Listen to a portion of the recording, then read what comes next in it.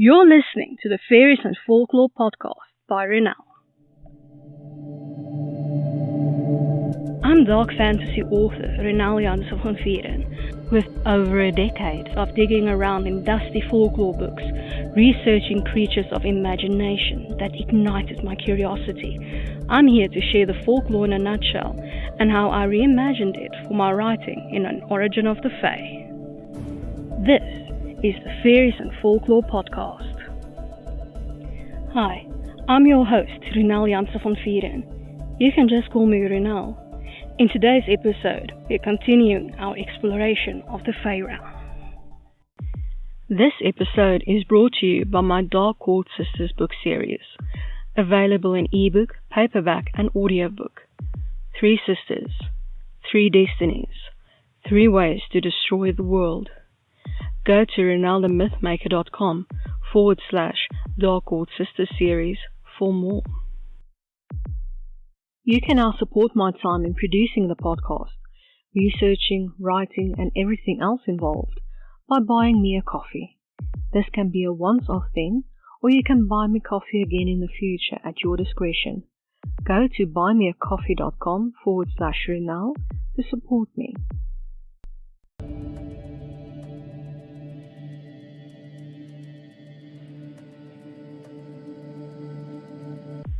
We're continuing our exploration of the Dark Fae. Today's fairy, Wraiths. Folklore in a nutshell by Ronel.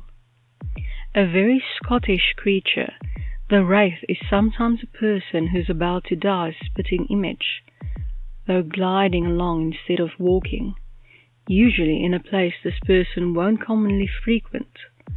At other times, wraiths are malicious spirits, longing for the life they've left behind, and thus feeding on the emotions of the living to fuel their unnatural existence. Though wraiths are usually seen as a negative and destructive energy, they sometimes come to warn about impending death. Some believe that wraiths are magical creations and not spirits, or even both, and can be used to guard treasures and entrances to other realms.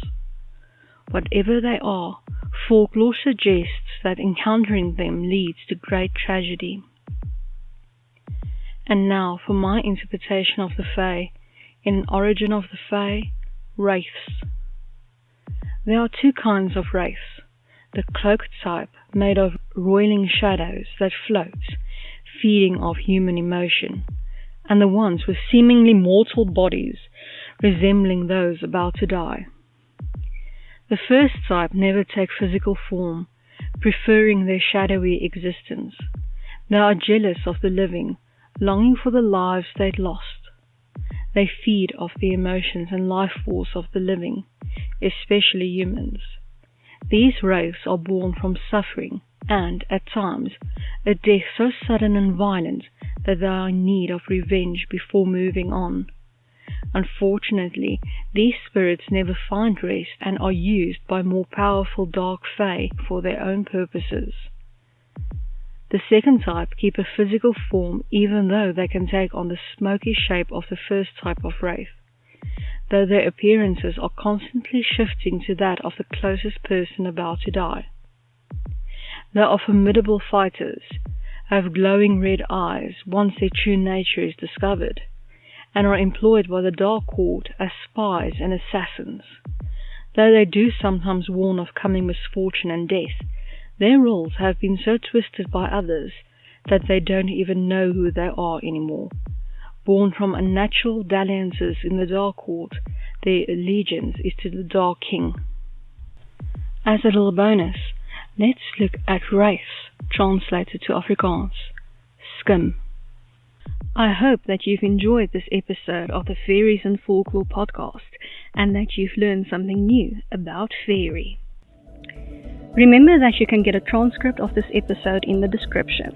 If you're new to the podcast, why not go and grab your free copy of Unseen, the second book in the fairy tale series, on my website, ronelthemythmaker.com. Loads of folklore, magic, and danger await. Take care.